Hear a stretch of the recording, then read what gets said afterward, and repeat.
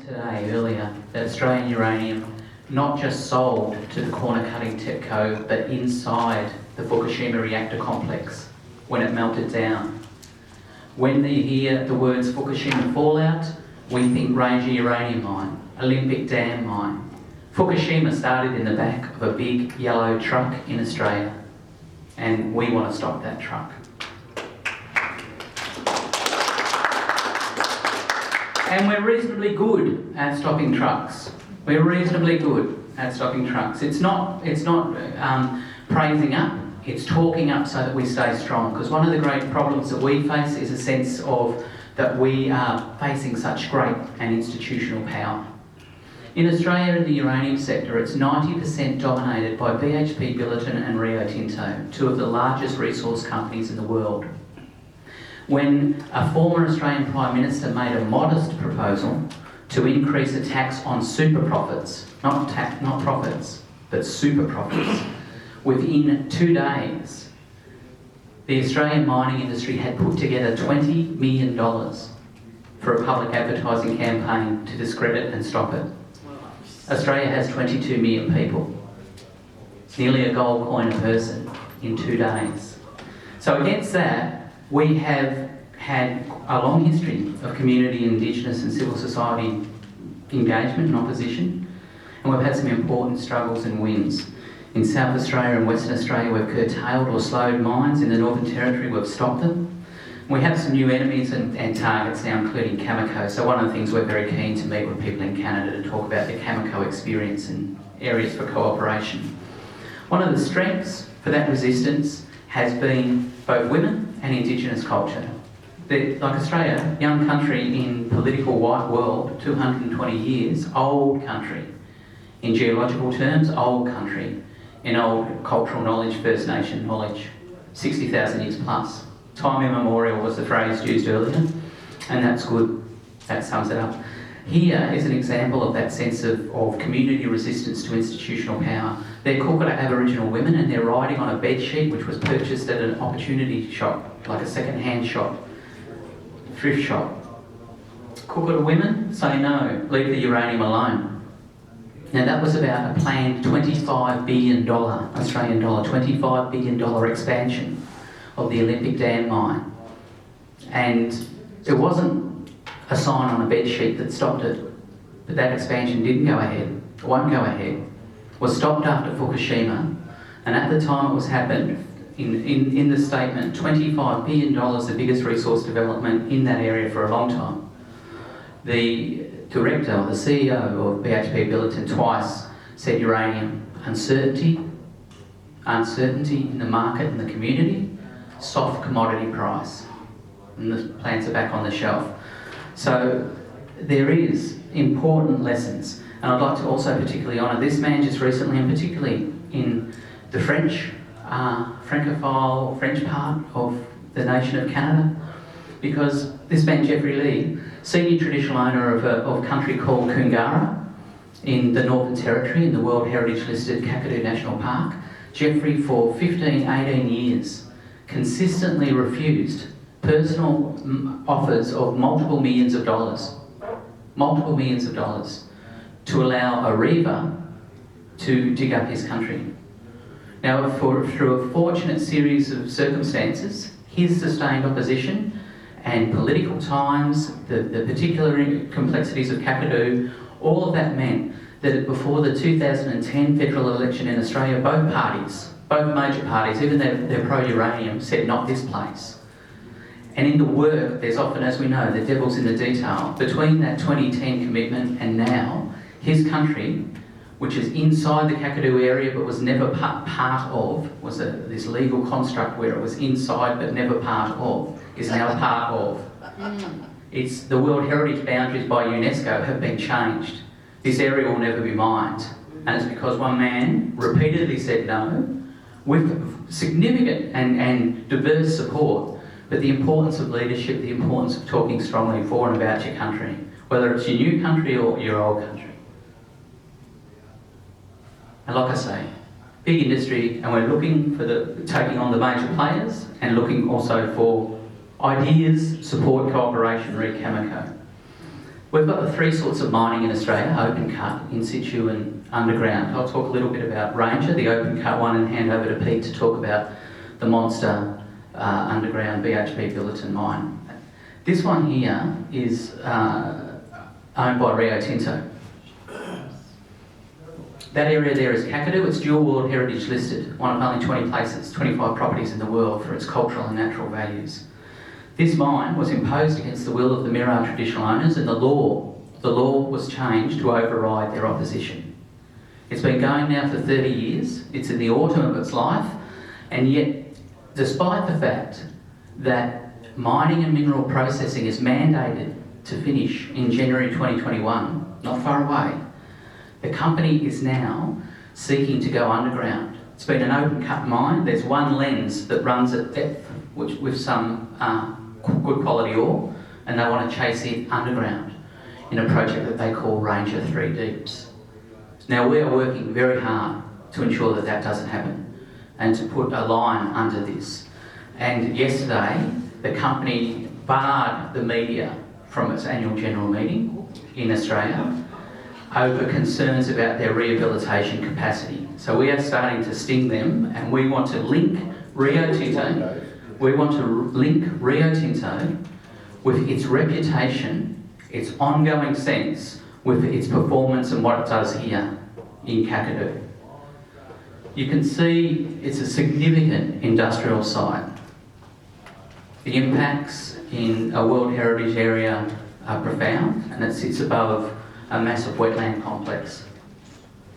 This woman here is another that I'd like to pay great tribute to, and her name is Yvonne Margarula. She's the senior traditional owner of the Mirarr people, and she has said no long and hard to an adjacent mining proposal at a place called Jabaluka. And I look in this room, there's many people from Germany to the UK and elsewhere that have taken action to support protection of culture and communities in Kakadu, and I really welcome that, because we really have a great international sense and obligation and reciprocity. But I'd just like to say that opposition has pushed Rio Tinto to a point where it now has a commercial contract with the Mirarr. It's become so hot that they've got a long-term care and maintenance agreement. We won't develop this without your written consent. Now that is not an end. It's a circuit breaker though. And that circuit breaker wasn't achieved by the Australian Government or the Northern Territory Government or a representative body. It was achieved by traditional owners working creatively, consistently with a whole range of stakeholders and supporters. And that's very much underpins a lot of our approach. So that's the open cut in the top, in the north, monsoonal, tropical, and then we move to underground in Pete's country, that central dry country. Thank you, David. Big one. Thanks, SWEENEY. Look, Olympic Dam, like we just said, we've got this big monster hole, and where my country lies, it's actually right next door, and it's in a very dry area, which I pointed out. However, in the Arabunna nation, in our country, we have a series of natural springs that run through our country, and beneath them springs is Australia's largest, it's one of the world's largest actually, the Great Artesian Basin, where BHP with this dam, this Olympic Dam mine here, look, they've got these big straws which are actually not in Buga, the country where the mine is, but the big straws go into Arabunna country, and they're dragging out all this water from my natural country. And we've already seen a number of springs actually dry up. And look at that lovely, they call it yellowcake, making it sound like you can almost put it on. In these large cities, they think they're, oh look, too far away from the problem. This stuff just gets up in the wind and blows right through your window, into your lungs, and we now know the outcome. again, Olympic Dam is a very, very thirsty industry out there, and it's actually licensed. Licensed. In actual fact, the license is actually going about, it's made up this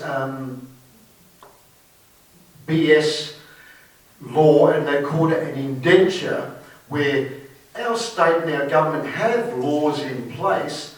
However, BHP has just come along and they said, look, we don't want to abide by that law.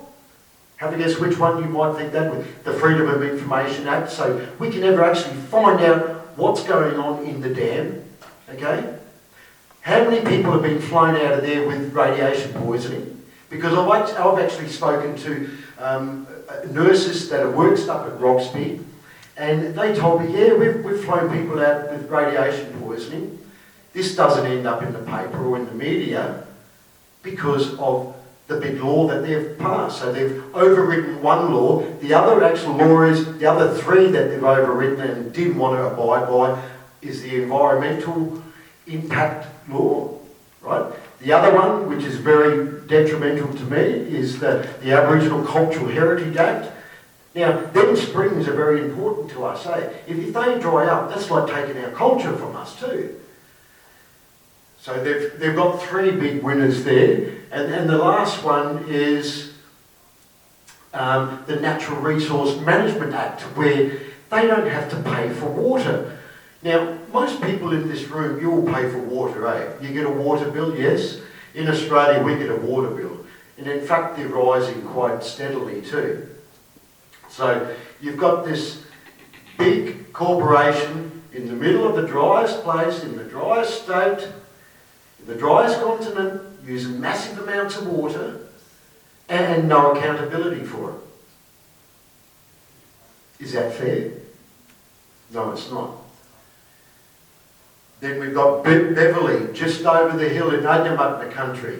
Now, I've just learnt that some people too back in our country, some of the Arabunna people are maybe putting up their hand to actually have a uranium dump. They've actually succeeded quite well in dividing our people now. There are a handful of Arabunna people too that work at Roxby, God bless their cotton socks, because we all know the consequences that's going to be happening to them. And you ought to see Roxby, there's a great number of people there. It's a booming young town, lots of mums walking around with little babies, and I'm just dreading that them little babies there, I don't care what colour they are, but the same thing, I'm a compassionate person, I don't want them to be suffering as my family has and as the Navajo people have, all the people that have been affected by this. Look, now in Japan, you've seen the suffering over there. Basically, just like Oni said, we're murderers. We're handing this stuff over to these people and saying, yeah, do what you want with it, hey. But it's coming from our country. I feel responsible for that.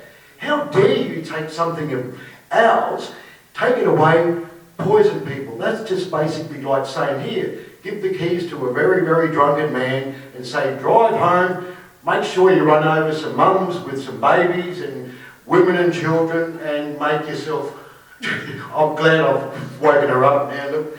But this is the bottom line. This is actually the truth of what's happening, and it's not right. And there's been lots and lots of accidents with this, and it's only run by mere humans, okay? We all know how silly and madcap humans can be. Madcap ideas, there's been silly ideas where just innocent accidents where people have actually connected the wrong pipes for water, and people have been having showers in this contaminated water. How true? Now, I'm not making this stuff up. And we talked about, look, our people are actually the oldest people. Dave mentioned 60,000 years. I've worked at the museum now. They now tell us that our people have been in our country for at least 120,000 years. So all of a sudden it completely just doubles. When I went to school, I was told, oh, you Aboriginal people, you've been there for 10,000 years. Now all of a sudden it's up to 120,000 years. I've just learned recently that all the songbirds of the world come from Australia. Australia was actually the first place to actually pop its head up through the ocean. So I wouldn't be surprised that maybe even mankind even comes from Australia. Humans aren't ready to hear that yet, are they? Remember, our people were the most wretched, so-called primitive people.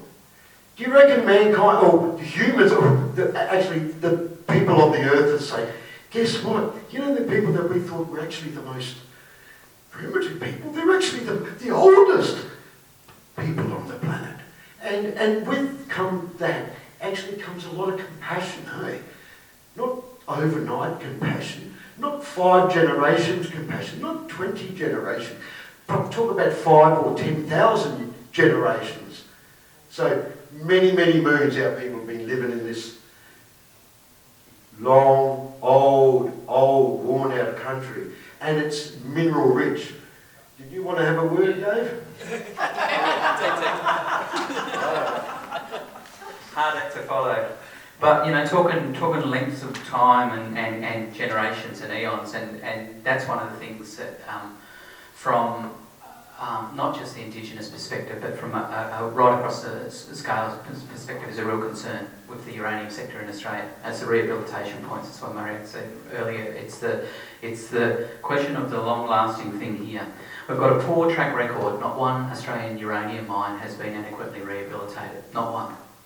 We have, the planning is often poorly conceived. It's often poorly or inadequately or not at all funded. Companies often have limited commitment. We've seen that yesterday with Energy Resources of Australia, Rio Tinto. Rio Tinto owns 70% of Energy Resources of Australia. Energy Resources of Australia run Ranger. They're saying we're not sure that we've got the capacity to clean up. Rio Tinto are saying, oh, that's a pity, we're a different legal liability. We're a separate company. So one company hasn't got the commitment, one company hasn't got the capacity. They play games. They play games with eternal futures. The regulators lack the capacity. There's some good ones who wake up in the morning and pull their boots on and try their best to do a good job, but the regulatory culture is so often one of compromise, so often one of the operational needs of the producer rather than the needs of a community or the needs of the environment or what constitutes responsible or best practice or management. And the long and short of it is our experience has been the country is never cleaned up to a pre-mining standard. You never get it back. Not like it was. So the point was made about Fukushima, and we see this as really important in Australia, both from a moral and ethical, from the responsibility that comes with being the supply country of the material that has made this continuing tragedy possible, and also because it's a game changer. If you supply the stuff that makes Fukushima happen, then you need to look at what that means. You need to look at the regulatory regime, the policies and the processes that it happens within. UN Secretary General Ban Ki-moon, in the system-wide study on Fukushima, called for countries that mine fissionable material to review, with particular focus on the impacts of local communities and environmental impacts. Now, we have pushed that. Civil society groups, medical groups and others in Australia have pushed that with every state government and territory government where there is uranium jurisdiction, with all of the mining producers and the industry peak body, and with the federal government of both sorts, Conservative and Social Democrat. Not one has given it, well, let me just put it, some have replied. The replies have been vague, bureaucratic and completely inadequate, and the rest have not replied. So this isn't Friends of the Earth or Save So-and-so Creek. This is the United Nations Secretary General, and it is ignored as the same as any impediment to the industry. They continue with business as usual, and it's not. We heard earlier from Kan-san, the Japanese Prime Minister at the time of Fukushima, and he came out, as he said, he made mention in that speech, in the video message, and that's him looking over Ranger, This is him with Annie, one of the senior traditional owners. That's quite a profound thing. This is a senior man that used to lead Japan, and he was pro-nuclear, and he did his 180 when people in his office said, maybe you have to sign the executive order that says 25 million people must leave their home. Now, if you talk about the quiz show, Sunday paper, what was the defining moment in your life? That's a pretty big one for the interview. Do you put your name at the end of a piece of paper which will then turn a state apparatus of police, personnel, everything, knocking on doors, 25 million, in the bus, granny, it's time to go. And he looked down the barrel of that and did a 180-degree turn. And here he is, standing with a senior traditional owner who's opposed uranium mining and whose the mine imposed on their country is the source of that fallout. I find that a profoundly affecting, deeply sad, but ultimately optimistic and hopeful photograph. Post-Fukushima, aptly enough, ironically enough, the Australian uranium industry has been badly hit by the fallout. Commodity prices fallen, share prices fallen, value has fallen, social licence has shrunk, and all of this has meant two things. The reality of market and tonnage is that we're doing less than we have to 16 years. Those who want to see Australia transition out of nuclear, out of uranium mining, are winning that. But it also means that we have an increasingly desperate industry which is resourced, institutionally powerful, and is feeling vulnerable and threatened, and as a result is on the offensive. 2 days ago, the Mineral Council of Australia, our peak mineral lobby group, very powerful, released a report saying that uranium will be worth billions and 10,000 jobs. And the industry, with massive support, all sorts of promises and everything, is worth 650 million, 650 million, and 750 jobs. And they're trumpeting billions and 10,000. So they're not going down quietly, they are going down. And the last independent attempt that we've had to look at this sector was in 2003, 12 years ago. And it was not a friendly group. It was a Senate inquiry, our upper house of our federal parliament, dominated by conservative and pro-nuclear, pro-uranium politicians, and they still came up with the systems in crisis and urgent changes are needed. So, like Pete said, this is not new. Like that canary has been singing and is getting hoarse at the bottom of that mine. This is not new stuff, but we need, as Helen said, a new way of thinking, a new way of framing. We need the strategies that take the common sense and make the self-evident against the chatter and institutional bias and dollar of the big institutions and corporations. Just want to briefly touch on two areas where Australia, because what we've generally had for the last 20 years is like pretty much a trench warfare battle, hold the line against uranium mining. But it's fracturing in some ways. But the uranium issue remains contested. 40% of Australians say yes, 40% of Australians say no, 20% say I'm not sure. And the battle is in that 20 for the opinion sort of thing. But that's pretty much it. There is no agreed social licence. Everybody knows it's tough. But two things have happened recently. One is that in South Australia, one of our regional provinces, a Labor, a social democratic government this year, a great surprise. No one knew, including people within, seriously connected to that government. There was an announcement made by the Premier in our holiday season that there would be a Royal Commission, which is a quite formal, it has extensive powers, it has extensive resources. The Royal Commission to look at nuclear activities and opportunities in South Australia. So not just the uranium mine that Pete spoke about, but can we expand uranium mining? Can we enrich uranium? Can we reprocess uranium? Should we have domestic nuclear power? And the big one, should we take the world's waste? And so domestic nuclear power isn't going to happen. It's expensive, it's costly, people don't like it, and there's 1,000 other options that are all better. Reprocessing isn't going to happen, it's too expensive. enrichment isn't going to happen. It's expensive, it's proliferation sensitive, people would not like it, etc., etc. We don't want to be the Iran of the South. But the push for nuclear waste, this big place, you remember that slide? Big place, and there's 22 million people and they cling to the eastern seaboard. Geologically stable, politically stable, a member of the OECD and all sorts of friendly institutions. Maybe that's a good place for the world to put its waste. And there are some that are spruiking that, and that call is growing. So that's something that is firmly on our radar.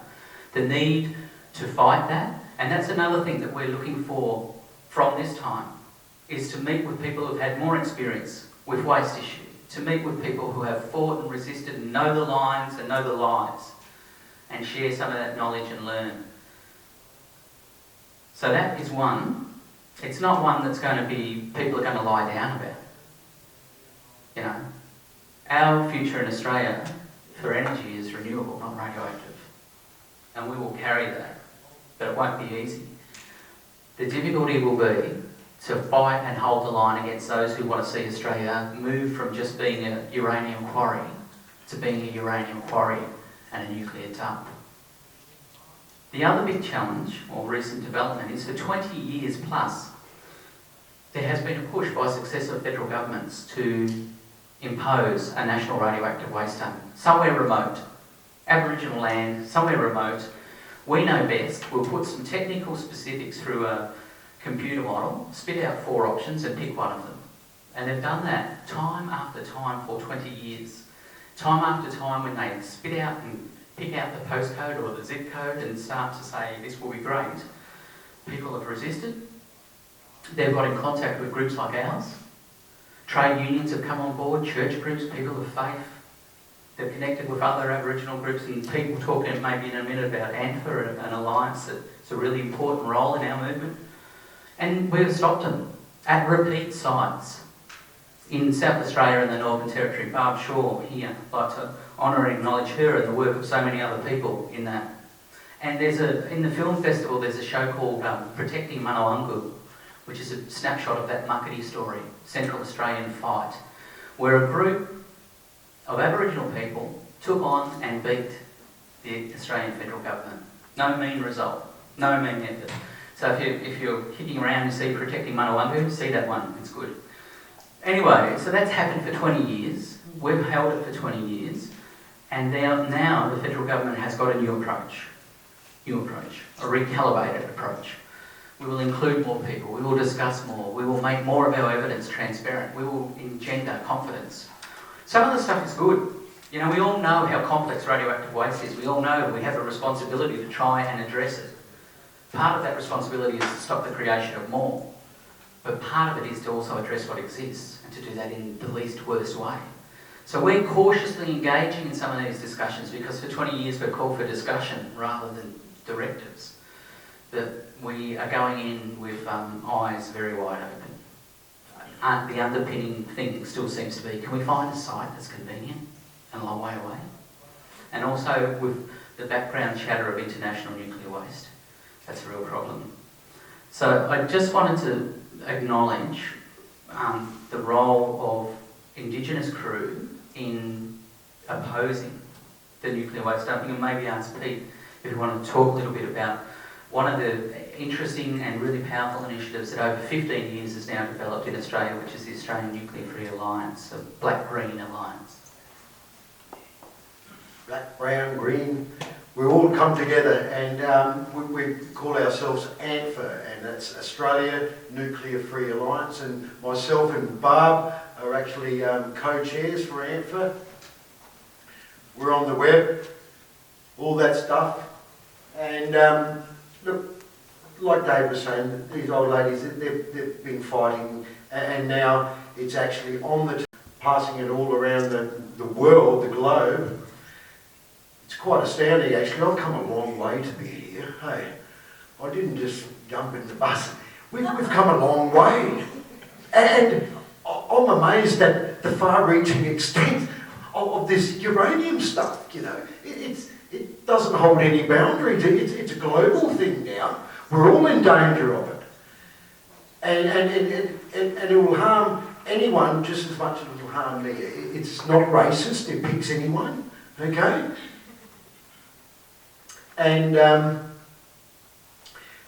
little group has put up big fights to stop these dumps, okay? The old ladies around in Guggatha and Arabunna country there was going to be a dump there, and these old ladies here up out of Tennant Creek and their country, Muckaty, they stopped the dump there. Now there's the big push for the dump, and with our Premier, Prime Minister, you might call him, of our state or province, I don't know what's going on between his ears, because I'd like to really... where's the government representatives that are here, listening to the facts about all this stuff? Where's the big media? This fella's doing a really good job. Look, he's running around, turning lights on, cameras, everything. However, is this going to get out there on Quebec News tonight? No. And no, it won't. I'm sure it won't. Where's the big banners? I've seen big banners right across America. You know what? We come a long way. We drove up from, not Montreal, not New York. We drove up from Tennessee just to mix it up a bit. So we've seen a fair bit of this country, or this continent, and it's got no boundaries. This stuff's going to affect the little towns as much as the big towns. It's indiscriminate, it just blows in the wind. Okay? Now look, we've been having a battle. We come together every year, and we've got a heap of doctors, scientists. Helen's come along to a meeting of ours. She's a great advocate for us. And we're that small population of 22 million. We have a meeting some year with about 70 or 80 people. We're very grassroots people. We camp and sleep on the ground. We may be cooking a fire, and we do it very cheaply. And these corporations have unlimited money sources. So we're up against this. It's like the little mouse, the little minkery, pundi, up against that big mammoth, okay, the big elephant. I don't know how long, much longer we've got, but we must be coming to a close very soon. We'll be floating around for the next few days. Make sure you see that film.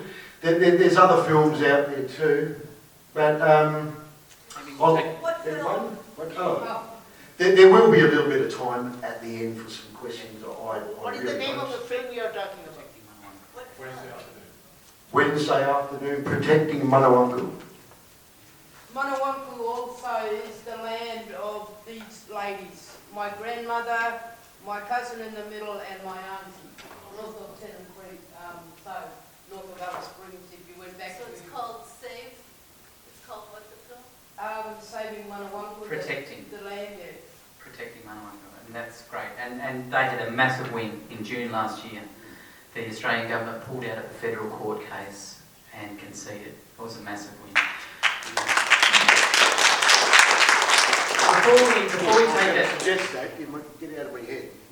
Before we take a few questions, just to I suppose to recap, there's been a long history in Australia.